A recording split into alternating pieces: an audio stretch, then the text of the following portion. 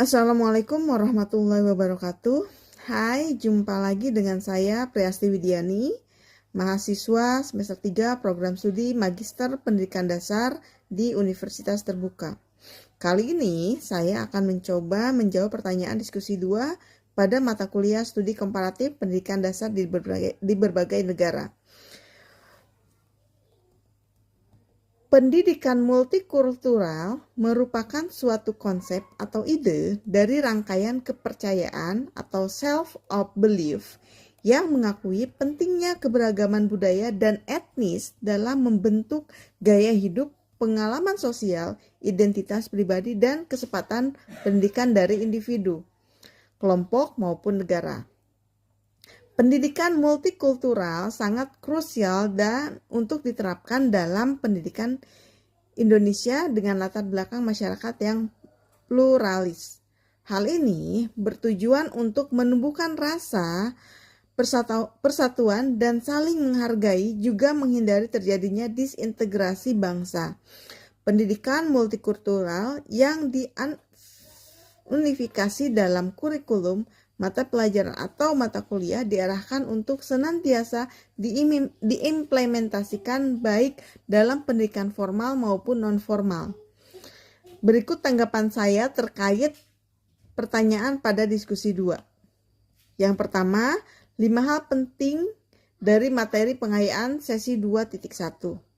Berikut adalah 5 hal penting dari materi pengayaan sesi 2.1 mengenai artikel tersebut. Yang pertama, pentingnya pendidikan multikultural. Pendidikan multikultural dianggap sebagai pendekatan yang efektif untuk menanamkan nilai-nilai kehidupan seperti toleransi, tenggang rasa, guna membentuk karakter bangsa yang ideal. Yang kedua, dampak revolusi industri 4.0.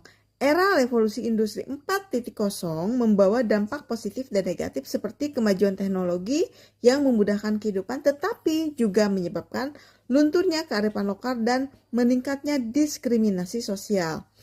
Yang ketiga, peran pendidikan dalam identitas nasional. Pendidikan multikultural berfungsi sebagai sarana untuk memperkuat identitas nasional di tengah tantangan globalisasi dan perubahan sosial yang cepat. Implementasi di lingkungan pendidikan. Pendekatan multikultural harus diintegrasikan dalam kurikulum sekolah dan didukung oleh lingkungan keluarga sebagai sumber pendidikan utama. 5. Strategi untuk mengatasi tantangan. Artikel ini menyoroti perlunya strategi yang mencerminkan nilai-nilai nasionalisme dan kearifan lokal agar generasi muda tetap berkarakter, kreatif, dan inovasi. Yang kedua, pengalaman dan langkah-langkah untuk pendidikan multikultural. Pengalaman pendidikan multikultural bervariasi. Sebagai contoh, beberapa sekolah sering mengadakan kegiatan lintas budaya, pertukaran budaya melalui festival, seni, atau kolaborasi dengan sekolah lainnya. Yang kedua, peningkatan pemahaman guru. Pelatihan guru untuk mendukung pendidikan inklusif. Misalkan contoh seperti di kecamatan saya atau di tempat saya tinggal, di tempat saya mengajar, itu ada pelatihan-pelatihan untuk guru yang berupa kayak pelatihan seperti pelatihan menari tradisional, tarian tradisional, atau misalkan olah vokal gitu.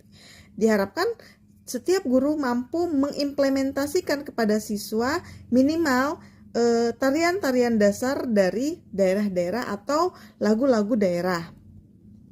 Yang ketiga, kurikulum berbasis keragaman. Pelajaran yang mencakup sejarah, tradisi, dan budaya lokal serta global. Langkah konkret yang bisa dilakukan adalah yang pertama, membuat kebijakan yang mendukung keberagaman. Yang kedua, mengintegrasikan materi multikultural ke dalam pembelajaran sehari-hari. Yang ketiga, menciptakan ruang dialog antar budaya di sekolah.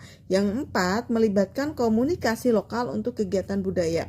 Dikarenakan di sekolah saya mayoritas adalah suku Sunda, maka untuk menciptakan ruang dialog antar budaya di sekolah itu belum diimplementasikan. Berikut saya lampirkan implementasi pendidikan multikultural yang saya lakukan di sekolah saya. Saya mengusung tema kebinekaan global, di mana peserta didik saya berikan tugas kelompok berupa mempraktekkan tarian daerah lain selain tarian daerah dari Jawa Barat. Bukan hanya itu, saya memberikan mereka tugas untuk membuat makanan khas daerah lain selain daerah Jawa Barat.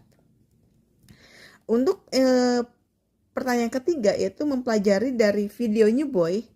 Video New Boy yang disutradarai oleh Steph Green dan diadaptasi dari cerita pendek karya Robbie Doyle adalah sebuah karya yang menggambarkan pengalaman seorang anak pengungsi Afrika bernama Joseph yang memulai kehidupan baru di sekolah dasar Irlandia.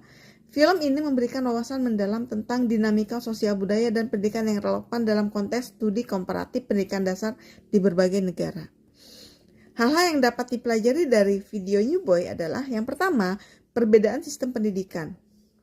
Video ini menunjukkan kontras antara sistem pendidikan di negara asal Joseph dan di Irlandia. Di sekolah asalnya, siswa terlihat sangat menghormati guru dan antusias terhadap pendidikan. Sementara di sekolah Irlandia, siswa cenderung lebih santai dan terkadang kurang menghormati otoritas. Yang kedua, dinamika sosial dan budaya. Joseph menghadapi tantangan adaptasi, termasuk stereotip dan komentar yang mencerminkan bias budaya. Misalkan, salah satu siswa menyebutnya dengan julukan yang merujuk pada bantuan kemanusiaan yang menunjukkan bagaimana persepsi budaya dapat mempengaruhi interaksi sosial. Yang ketiga, empati dan penerimaan. Meskipun awalnya Joseph merasa terisolasi interaksi dengan teman-teman sekelasnya, menunjukkan bagaimana empati dan penerimaan dapat berkembang meskipun ada perbedaan budaya. Yang keempat, pentingnya perspektif multikultural. Film ini menyoroti pentingnya pendidikan multikultural dalam membantu siswa memahami dan menghargai keberagaman yang relevan dalam konteks globalisasi. Pengaruh latar belakang terhadap pendidikan.